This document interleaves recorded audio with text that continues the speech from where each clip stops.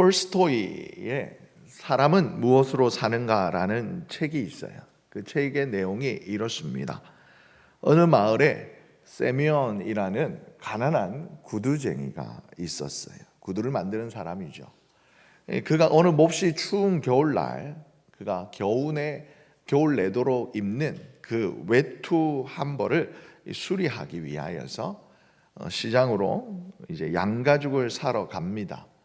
근데 꼭 필요해서 길을 나서긴 했지만 그의 수중에는 돈이 없었어요. 다른 사람들의 구두를 만들어주고 구두를 고쳐주고 그 돈을 받아야 하는데 돈을 제때 받지 못해 빈손으로 어쨌든 집을 나서 터덜터덜 가고 있었습니다. 그리고 마찬가지로 빈손을 가지고 다시 아무런 수확 없이 집을 향해 터벅터벅 걸어오고 있는데 낡은 예배당 그 벽에 누군가가 기대어 앉아 있는 거예요. 가만히 보니 정말 추운 한겨울인데 아무런 옷을 입지 않은 채 벌거벗은 채 덜덜 떨고 있는 한 청년을 발견해요. 나도 먹을 것 없고 입을 것 없던 너무나 가난했던 세미온이었기 때문에 그냥 그 청년을 이렇게 지나치려고 했어요. 근데 불과 몇 걸음 가지 않아서 양심의 가책을 느낀 그 세미온이 발걸음을 돌립니다. 그리고 그나마 자기에게 걸쳐 있던 그 낡은 겉옷을 청년의 어깨에 덮여주고는 그의 손을 붙잡고 집으로 돌아와요. 남편이 밀린 돈을 받아올까 기대하고 있던 그의 아내 마트리오나가 빈손으로 이 남편이 돌아오다 못해서 그리고 낯선 군 식구까지 데리고 오니 화를 내요. 그리고 화를 내는 그 마트리오나 앞에서 이 청년이 묵묵히 고개를 숙이고 있습니다. 그러자 이 아내도 그 청년의 불쌍한 모습에 결국 마음이 약해져요. 없는 형편이지만 다시 그 스프를 따뜻하게 데워주고 이렇게 식탁을 차려서 청년을 초대해서 같이 식사를 먹습니다. 그때 그 얼음장같이 차가웠게 굳어있던 그 청년의 얼굴에 슬며시 미소가 번져와요. 자신의 이름을 미하일이라고만 밝혔던 그 청년이 그날부터 이 세미온 구두장이 가난한 구두장의 세미온 집에 같이 거주하게 됩니다. 그리고 세미온으로부터 구두 수선하는 일, 구두를 만드는 일을 도우면서 함께 살아가요. 그런데 두 사람이 일을 하는데 이 미하일이 이렇게 일을 시작한 지 얼마 되지 않았지만 그의 손길이 예사롭지 않습니다. 솜씨가 좋아서 구두를 만들자 다른 사람들에게 인기를 끌고 그렇게 세미온의 가게를 이렇게 번창하게 해줍니다. 그러던 어느 날 정말 많이 먹어서 덩치가 산만한 부자가 이 가게를 찾아와 아주 거만하게 이렇게 호통을 치듯 주문을 합니다. 정말 1년이 지나도 찢어지지 않을 것 같은 그리고 모양이 변하지 않는 튼튼한 가죽 신발을 만들어 달라고, 그것을 만들지 않으면 정말 내가 이 가게를 가만두지 않겠다고 불어 그렇게 호통을 치고 가요. 세미온은 두려움에 덜덜덜 떨면서 그 미하일에게 가죽을 맡깁니다. 잘 만들어야 한다고 거듭 부탁해요. 그런데 이 미하일이 이 세미온이 준 그 가죽을 가지고 신발을 만들지 않아요. 주섬주섬 재료를 챙기더니 튼튼한 가죽 대신에 죽은 사람에게 이렇게 신기는 밑창 없는 부드러운 슬리퍼, 우리나라 이렇게 표현으로 따지면 수의겠죠. 그 장례용 슬리퍼를 만들고 있어요. 기겁한 세미온이 뭐 하는 거냐고 이렇게 소리치려는 그 찰나에 이 부자의 하인이 헐레벌떡 그 가게 문을 열고 들어와요. 그러면서 방금 주인 어른이 집으로 돌아가다 마차 사고로 죽었다는 거예요. 그리고 이제 가죽 신발이 필요 없게 되어졌으니 이 주인이 그 시신에 신겨줄 그 슬리퍼나 만들어 달라고 요청을 합니다. 어리둥절해 하고 있는 이 세미온의 얼굴과는 달리 이 미하엘이 하늘을 가만히 쳐다보느니 의미를 알 수 없는 미소를 짓습니다. 시간이 흘렀습니다. 6년이 시간이 지나갔어요. 그랬는데 어느 한 부인이 정말 이쁜 쌍둥이 자매를 데리고 이 아이들이 신을 구두를 맞추러 와요. 근데 그 중에 한 아이는 다리를 절고 있었어요. 그 세미온 부부가 이 아이는 왜 다리를 다쳤습니까? 묻자 이 부인이 이 두 아이 쌍둥이의 친엄마가 이 아이들이 어렸을 때 쓰러져서 죽었는데 그 죽게 되는 그 순간 아이의 다리를 깔아 뭉개는 바람에 이 아이가 어릴 때 뼈를 다쳐 제때 고치지 못하여 이렇게 되었다고 이야기해줘요. 그러니까 아이를 정말 내 아이처럼 사랑으로 길러왔던 이 부인이지만 정작 이 아이는 친엄마가 아니었던 거죠. 이웃에 살던 이 아줌마가 이 친엄마가 죽은 후에 이 아이들이 어찌 될까 걱정하다 못해 이 아이들을 거두어 자신의 친아이처럼 깊은 사랑으로 키워내고 있었던 거예요. 그 부인의 이 이야기를 듣던 미하일의 얼굴에 다시 한번 미소가 돋습니다. 이 세 번째 미하일의 얼굴에 미소가 돋을 때 갑자기 정말 눈이 부실 정도로 환한 빛이 나더니 이 미하일의 등 뒤로 커다란 날개가 돋아나고 이 오두막 환이 환해져요.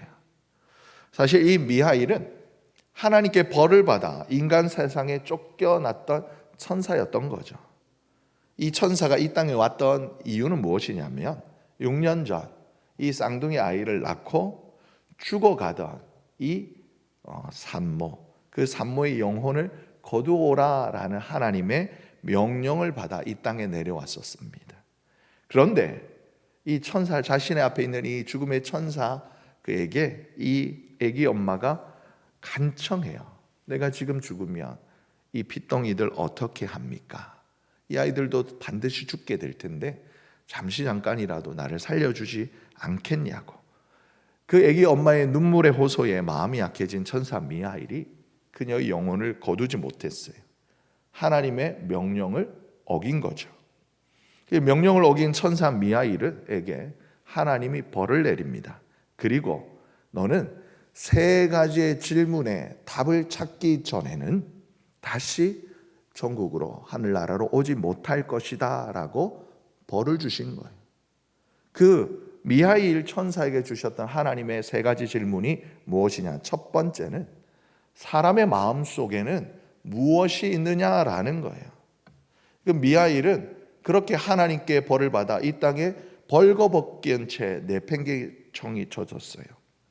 그런데 자기 자신도 가난에 삶에 찌들었지만 그 낯선 이를 불쌍히 여기고 그리고 집으로 데리고 왔다. 그리고 속상하지만 그럼에도 불구하고 그를 불쌍히 여겨 따뜻한 밥을 내어주던 세미온과 마트리오나 이 부부를 통해서 사람의 마음 안에는 사랑이 있다라는 것을 깨달아요. 그리고 두 번째, 사람에게 허락되지 않은 것이 무엇이냐라는 질문이었어요.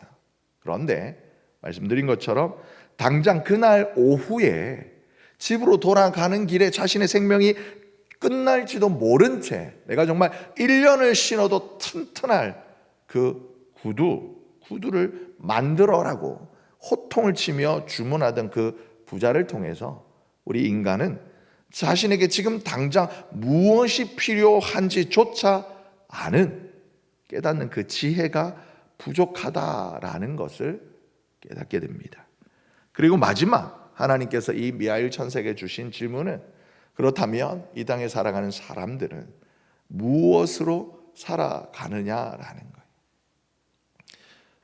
애기 엄마를 잃어버린 채 그렇게 천의 고아가 된 이 쌍둥이 이 두 자매를 정말 핏줄 하나 섞이지 않았던 이 이웃 부인이 긍휼의 마음으로 사랑의 마음으로 이 아이들을 거둬들이고 건강하게 잘 키우는 그 모습을 보면서 인간 내면 안에는 자기 자신을 위한 그 걱정보다 서로를 향한 그 사랑이 있어. 이 사랑으로 살아가게 된다라는 것을 깨달은 거예요. 이 세 가지 깨달음을 모든 얻은 이 천사 미하일이 이 세미온 부부에게 깊은 감사를 전하고 이렇게 눈부신 빛과 함께 다시 하늘로 올라가면서 이 이야기가 끝이 납니다. 아마도 이 톨스토이가 이 짧은 소설, 그러니까 이 이야기를 통해 우리에게 전하고 싶은 이 메시지는 아주 분명하죠. 한치 앞을 내다볼 수 없는 나약한 존재인 우리 인간이지만 저와 여러분 우리 마음 안에 있는 타인을 향한 사랑과 그 연민이 있기에 이 세상이 살아갈 만한 세상이 된다라는 거죠. 톨스토이는 문학을 통해 질문하고 대답해요. 사람은 무엇으로 살아가는가? 사랑이다 라고 대답해요. 근데 오늘 우리에게 주신 하나님의 말씀, 이 본문 속에 예수님은 이를 인간의 사랑, 그 연민, 긍휼을 넘어서는 또 다른 차원의 양식 선포하십니다. 34절의 말씀을 보게 되어지면 나의 양식은 나를 보내신 이 하나님이죠. 하나님의 뜻을 행하고 그의 일, 하나님의 일이죠. 하나님의 일을 온전히 이루는 것이다 라고 말씀합니다. 여러분 제가 어렸을 때 나름 약간 조금 목표 지향주의적인 집요한 그런 성향이 있었던 것 같아요. 우리가 보통 먹는 것을 이렇게 금하는 경우 식음을 전폐한다라는 표현을 합니다. 그런데 여러분 식음을 전폐한다라는 표현은 대부분 불행한 상황, 부정적인 경우일 때 사용되어지는 관용적 표현이잖아요. 예컨대 이렇게 자식이 정말 너무나 속을 썩여서 입맛이 없을 때 그렇게 옛날 우리 어머님들은 머리에 하얀 띠를 이렇게 두르시고 이렇게 안방에 앉아 누우셔가지고 이렇게 끙끙 앓고 계시는 경우를 우리는 식음을 전폐한다라고 해요. 근데 그런 상황과 달리 여러분 아주 이렇게 긍정적인 상황일 때 우리가 보통 시간 가는 줄 모른다라는 표현을 합니다. 그런 경우 여러분 경험해 보셨습니까? 안 해보셨어요? 뭔가 내가 즐거운 일, 이런 질문을 드려도 괜찮은지 모르겠습니다만은 곽규영 집사님 오늘 몇 시에 교회에 오셨어요? 네. 잘 모르겠시겠어요? 네. 아무튼 한두 시간은 아니실 거예요, 그죠? 네. 요즘 감사하게도 5층에 우리 남자 성도님들이 이렇게 올라오시면 시간이 가는 줄 모르고 그곳에서 서로 즐겁게 경기를 하십니다. 어느 권사님은 우리 오전 7시에 나간 남편이 저녁 8시가 넘도록 집을 들어오지 않는다고 이렇게 기쁘게 하소연을 하시더라고요. 제가 어렸을 때도 그랬어요. 용돈을 뭔가 사고 싶었던 장난감이 있었습니다. 정확하게 뭐냐면 M201 프라모델이었어요. 들어보셨을까요? 제가 나름 어렸을 때 밀리터리 덕후여가지고 여러분 미군 M16과 유탄 발사기가 결합되어진 실제 사이즈는 요만한 장난감. 제가 국민학교 아마 한 2학년 3학년 정도 되었을 것 같아요. 근데 요 장난감 가격이 현재 제 기억으로도 16,000원인가 18,000원 정도 했어요. 그 한 40년 전에 16,000원 18,000원 적은 돈이었을까요? 큰 돈이었을까요? 큰 돈이었어요. 근데 제가 이것을 샀을까요? 못 샀을까요? 샀었을 것 같아요? 못 샀을 것 같아요? 샀어요. 어떻게 샀을까요? 안 먹고 안 마시고 악착같이 용돈을 모았습니다. 제 기억으로 그때 한 넉 달인가 근 반년을 모았던 것 같아요. 그게 너무 갖고 싶어 가지고요. 할머니가 주시는 용돈 100원, 정말 그때는 100원 50원 이랬으니까 100원 엄마한테 이렇게 정말 열심히 말장 듣고 알랑방귀 껴서 얻는 100원, 그런 거 정말 모아가지고 누나한테 들키면 안 됩니다. 우리 누나는 성격이 참 좋았습니다만은 어린 마음에 누나한테 들키면 안 돼서 제가 생각했을 때 그 옷장 깊숙한 곳에 아마 작은 요런 컵이었던 것 같아요. 컵에다가 100원짜리, 지금 생각해도 그때 굉장히 제 마음이 즐거웠던 것 같아요. 100원짜리, 200원짜리, 200원짜리죠. 100원, 200원 이렇게 막 모아가지고 찰랑찰랑 쌓이는 거, 그거 하루에 정말 거짓말 조금 못해서 10대 번씩 그 옷장 서랍장 열었다 닫았다 하면서 그 쌓여가는 용돈, 그 장난감을 살 날이 얼마 남지 않았음에 말 그대로 먹지 않아도 배부른 기분을 저는 어렸을 때 경험을 했더랬어요.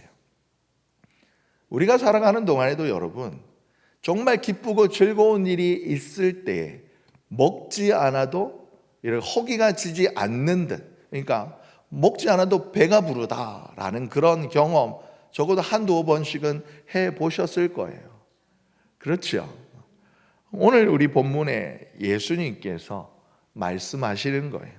제자들이 예수님께 이제 음식을 구하여 와서 드려요. 사실은 그런 상황은 녹록지 않았을 거예요. 왜냐하면 지금 예수님과 제자들이 머물고 있는 그 지역이 어디예요? 사마리아 땅이에요. 유대 땅이 아니에요. 그럼 유대인들과 사마리아인들 사이좋게 지냈을까요? 아니에요. 거의 지금 우리나라 남한과 북한 그 정도의 적대적인 관계가 여러분 그 당시에 사마리아인들과 유대인들의 그런 감정 상태였단 말이에요. 그런데 이 제자들이 충분히 양식을 가지고 길을 나섰던 것 아니에요. 너는 예수님께서 가자 하시면 어디든 따라가야 하니까 사마리아 땅으로 들어가고 있을 때 깊숙이 들어가는 그 예수님 뒤를 따르며 제자들은 당황했을 거예요. 그 중에도 저처럼 현실 인식을 잘하는 제자가 있었겠죠. 돈을 맡은 제자, 야, 오늘 저녁은 어디서 먹나? 음식은 어디에서 준비해 와야 되나? 아니면 다시 저기 멀리 유대 땅까지 가서 다시 돌아가서 먹을 것을 도시락을 충분히 준비해서 돌아와야 되나? 이런저런 걱정이 많았을 겁니다. 성경은 오늘 본문은 이 제자들이 어떻게 양식을 구해 왔는지에 대해서는 기록하고 있지 않아요. 하지만 여러 가지 상황을 이렇게 놓고 볼 때 그 과정이 쉽지는 않았을 거예요. 그렇게 애써 준비해 온 음식을 주님 앞에 드려요. 랍비여 잡수소서. 그런데 예수님께서 말씀하셔요. 수고했다. 먹자꾸나.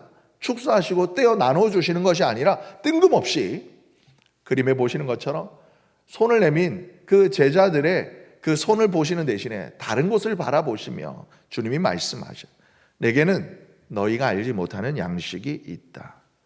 그래서 제자들이 이렇게 서로 이렇게 이제 궁시렁궁시렁 이렇게 두리번 서로 이렇게 말을 하죠. 주님 식사하셨나? 뭘 드셨지? 누가 가서 먼저 갔다 온 사람이 있는 거야? 이런 이야기를 해요. 제자들은 여전히 눈에 보이는 먹을 것을 생각합니다. 그런데 예수님께서 말씀하신 먹을 것, 양식은 전혀 다른 차원의 것이었어요. 이어서 주님이 말씀하시지요. 나의 먹을 것은, 그리고 나의 양식은 나를 보내신 이의 뜻을 행하는 것. 그리고 행하되 그것을 대충 하는 것이 아니라 온전히 그의 뜻을 행하는 것이라고 말씀해요. 여러분 우리 속담에도 호랑이는 죽어서 뭘 남겨요? 가죽을 남기고, 사람은 죽어서 뭘 남긴다고 그래요? 이름을 남긴다고 해요. 무슨 말이에요? 하나님 없이 살아가는 우리의 인생조차도 태어나서 단순히 먹고 자고 싸다가 죽는 그런 삶이 아니라 그 이상의 고귀한 가치를 지향하는 영적 갈망이 우리 안에 자동 탑재되어 있음을 우리 소년들은 미리 깨달았던 거예요. 그래서 여전히 세상은 말해요. 약간 고귀한 가치를 지향하는 그런 차원이 아니라 조금은 세속화되어져서 먹기 위해 산다라고 이야기해요. 그런데 아니에요. 예수님은 뭐라 말씀하시냐? 하나님의 뜻을 이루기 위해 살라라고 말씀하시는 거예요. 분명 여러분 예수님도 배 고프셨어요. 고프셨어요. 참 하나님이시지만 동시에 예수님은 우리와 똑같은 성자, 참 인간이셨어요. 참 인간이신 예수님이시기 때문에 예수님도 드셔야 했고 마셔야 하고 충분히 쉬어야 했어요. 오죽하면 유대인들이 유력한 사람들이 예수님을 향하여 저는 죄인과 세리와 함께 먹기를 탐하는 자라 라고 그렇게 비판할 정도로 예수님은 드셔야 하는 자리에 충분히 잘 드셨어요. 우리 교회도 잘 되시는 분이 계시죠. 더 이상 말씀드리지 않겠습니다. 그런데 이 예수님이 사마리아 여인과 이 만나는 그 순간 제자들에게 예수님께서 나는 또 다른 양식이 있노라고 왜 이런 말씀을 하셨을까요? 그리고 이 예수님의 대답은 무엇을 의미하는 걸까요?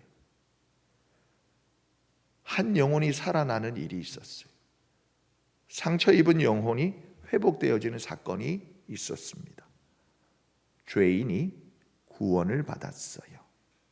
그렇게 주님은 대화를 통해 찾아가심을 통해 이 여인의 깊은 내면을 꿰뚫는 그 말씀을 통해 이 여인을 살리셨어요. 누구의 뜻이었을까요? 누구의 뜻이었을까요? 유대인들은 절대 그럴 리 없다라고 단정지었어요.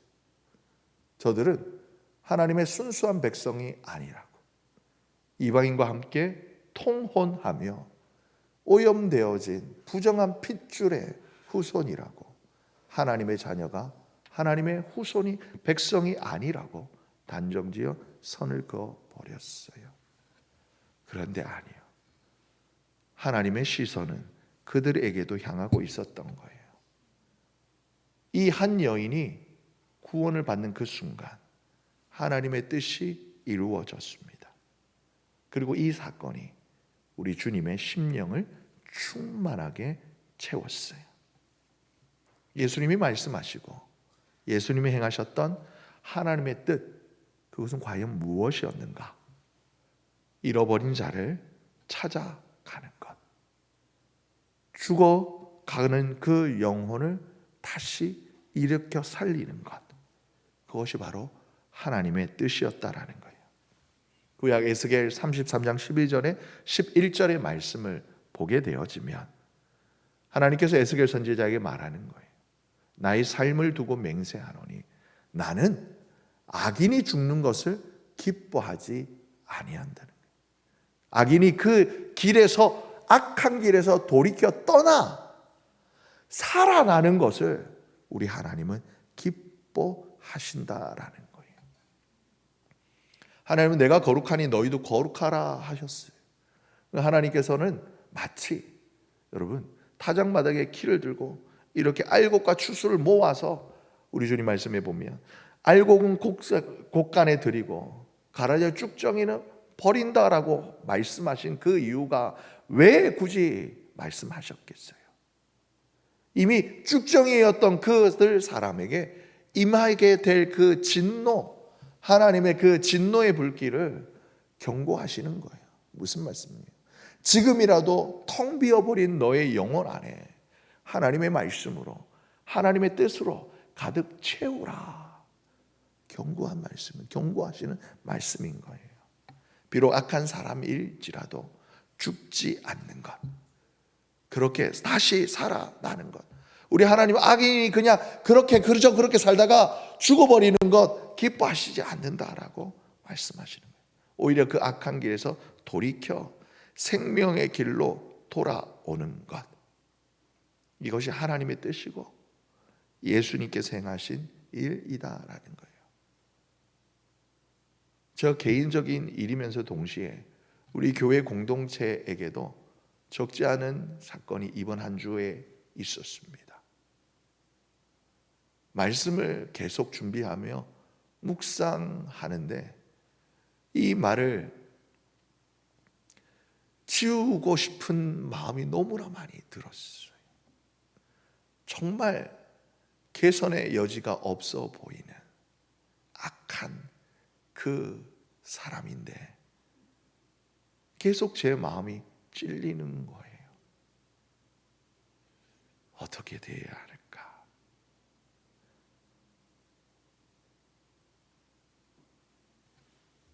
악한 사람일지라도 죽지 않고 사는 것, 그 악한 길에서 돌이켜 생명의 길로 돌아오게 만드는 것, 이것이 하나님의 뜻이고 예수님께서 행하신 일이다라는 거예요.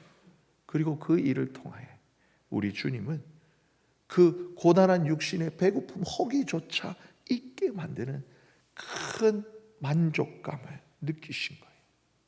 여러분, 이것이 세상 사람들은 알 수도 깨달을 수도 경험할 수도 없는 우리 그리스도인들만이 경험할 수 있는 영적인 충만, 내 영혼의 포만감이다라는 거예요. 여러분, 이 포만감이 우리 선함 공동체 안에 있기를 간절히 소망합니다. 사마리아 여인이 달려 들어갔어요. 제자들은 이 여인의 뒷모습만 보았을 따름이에요. 저 멀리서 보니까 예수님이 이 여인과 대화를 하는 것 같았고 쭈삣쭈삣 둘러서 있다가 여인이 무언가 굉장히 환해진 얼굴로 동네로 달려가는 그 모습 보고 제자들이 다시 주섬주섬 예수님 곁으로 왔을 때 나누었던 대화가 오늘 본문인 거예요. 여인이 마을로 들어가, 여인이 그 동네로 들어가 무슨 말을 하였는지는 이미 지난주에 나누었어요. 그리고 그 여인의 말을 들었던 이 동네 사람들이 그런가 하여 다시 예수님께로 몰려오기 그 직전의 상황, 그 잠깐 사이에 예수님과 제자의 대화가 오늘 본문이에요. 예수님은 이때 제자들의 시선을 들어 바꾸시는 거예요. 눈을 들어 밭을 보아라. 희어져 추수하게 할 때가 되었다. 아직 그 사람들의 움직임조차 느껴지지 않을 그때 이미 주님은 보고 계셨던 거예요. 자신을 향해 알 수 없는 묘한 그 영혼의 기대감을 가지고 자신에게로 달려올 그 사마리아 마을 사람들을 우리 주님은 하나님의 그 밭 안에서 휘어져서 우리 표현으로 누렇게 익어 곡식을 푹 숙여 있는, 그리고 그 한 가지마다 그 나달이 가득가득 열려서 주렁주렁 맺혀 가을바람에, 여러분 가을바람 들녘에 이렇게 벼 파도 보셨어요? 바람이 훅 불면 사라사사 소리 나면서 볏잎들이 이렇게 사사사사 속에 춤추는 듯한 그 파도 물결을 주님은 보신 거예요. 여전히 제자들의 마음은 사마리아 사람들을 멀리해야 될 존재로 보았던 거예요. 이미 주님을 따라 유대 땅을 지나서 사마리아 땅 깊숙한 곳으로 들어와 버렸으니 어찌할 바를 몰라서 주저주저하고 있는 그 제자들의 심령에 주님이 선언하시는 거예요. 너희들이 개 돼지보다 못하게 여기는 이 사마리아인들조차 하나님의 품 안으로 추수해야 할 귀한 영혼으로 주님이 보시는 거예요. 여러분, 오늘 이 본 장면은 우리에게 들려주시는 단순한 그런 전도 명령이 아니에요. 주님께서 제자들의 그 마음을, 그 궁금증을 해소해 주시면서 그의 마음을, 그의 시선을 바꾸고 계시는 것처럼 하나님의 뜻으로, 하나님의 시선으로 우리가 복음성가 부르는 어느 차례 가사처럼 주의 손에 나의 손을 포개고 또 주의 발에 나의 발을 포개어 아버지 당신의 마음이 있는 곳에 나의 마음이 있기를 원해요. 아버지 당신의 눈물이 고인 곳에 나의 눈물이 고이기 원해요. 하나님의 마음이 있는 곳, 하나님의 그 시선이 머무는 그곳, 우리의 마음이 있어야 한다라고 주님은 제자들에게, 그리고 하나님은 오늘 저와 여러분에게 말씀해 주시는 거예요.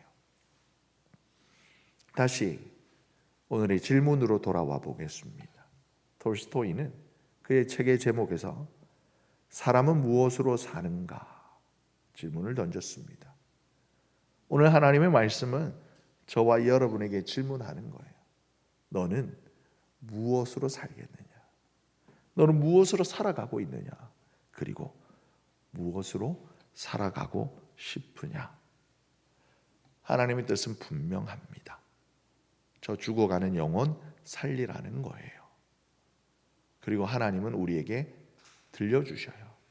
네가 그런 사람이었노라고. 그런 너를 내가 살렸노라고. 그 사랑으로 살아나는 우리. 여전히 하나님의 길에서 벗어나 하나님과 전혀 상관이 없는 그런 성취와 성공에 갈망하기보다는 예수님과 같이 하나님의 뜻을 이루는 것으로 살아가시는 우리 사랑하는 서남의 공동체 되시기를 예수님의 이름으로 축복합니다.